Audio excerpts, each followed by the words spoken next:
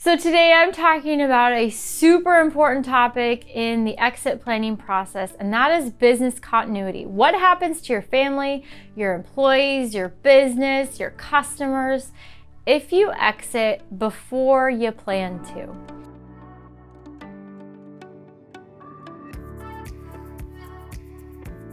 Hi there, my name is Ashley Micciche, CEO and co-owner of True North Retirement Advisors, where we help business owners exit their business and transition into the next phase of their life with financial security.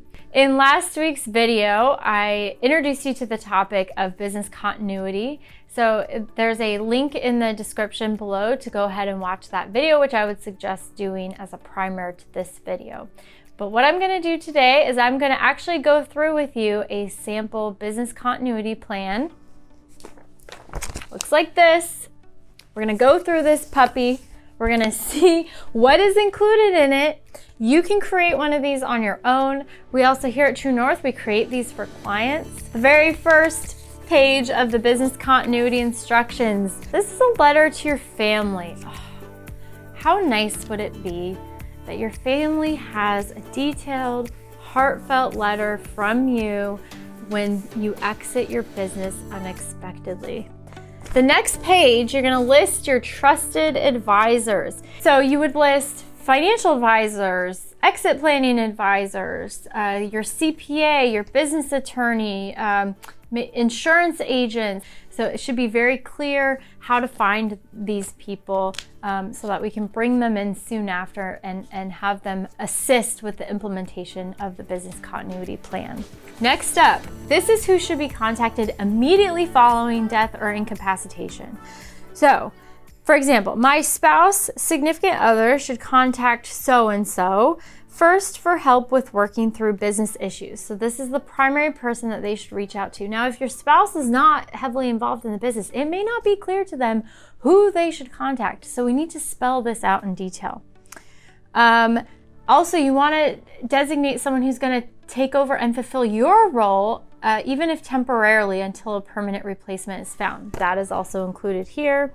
Who should inform all employees, and how should that happen? Should it be in person? Should it be over the phone? And then who should inform your customers or clients, and how should they be informed? Very important. This helps preserve the value of the business as best as possible should you exit unexpectedly. This page here is the existing arrangements that you have. So you can see there's a buy-sell agreement.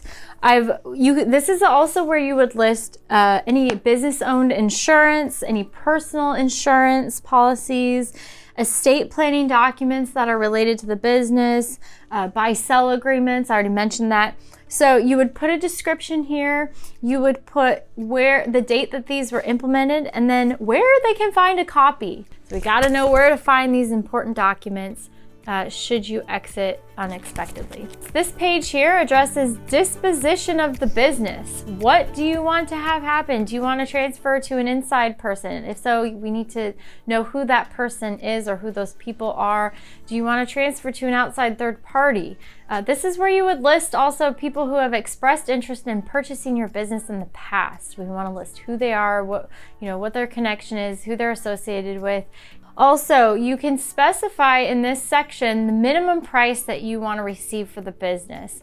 So hopefully this isn't a pie in the sky kind of wish. It's based on facts or reality, but it spells out for your family. Like in this example, it's $2.5 million is the minimum value that my family or loved ones should get for the value of this business in the sample.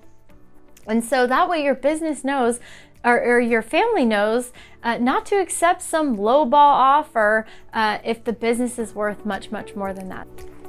Next is who we want to address. Who's going to take over management responsibilities? So who's going to run things? Who's going to be present? Who's going to be in charge of operations? Who's going to be in charge of financial decisions? And who's going to be in charge of administration? We want to spell out all those people. Now, these people may already be in place. You may already have a CFO or a controller, and it's obvious who should make those financial decisions. But things may change if you become incapacitated or if you die. Okay, there are some challenges and solutions that can be anticipated and addressed in the business continuity instructions. One of them is loss of income, right? So if this is a business that's generating $200,000, $300,000, $400,000 of income, how do you replace that income for your family? And you can spell out here that, oh, I've purchased life insurance, or I've done this, or I've done that to make sure that there's continuity for income for my family.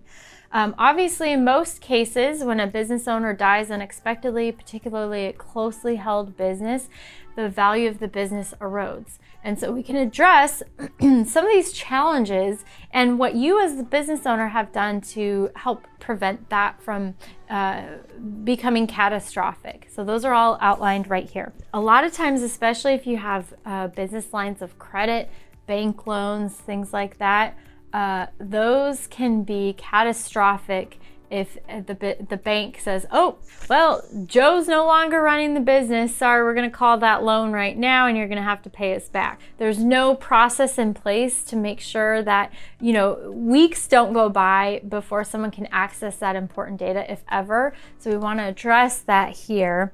Payroll. How do we continue with payroll, especially if you were the person doing that? How do we get access to the financial accounts, the bank accounts, etc.? Okay, that's it.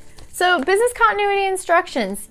It's very simple to have this plan in place. We have a template that we use for clients, and it takes about an hour to go through, ask the questions. You may need to gather some additional data, like where your buy-sell agreement is located, if it's been a while since you've looked at that, or who the insurance policy is. But we can, in under an hour, we can get the basis and the foundation for a solid business continuity plan put into your hands.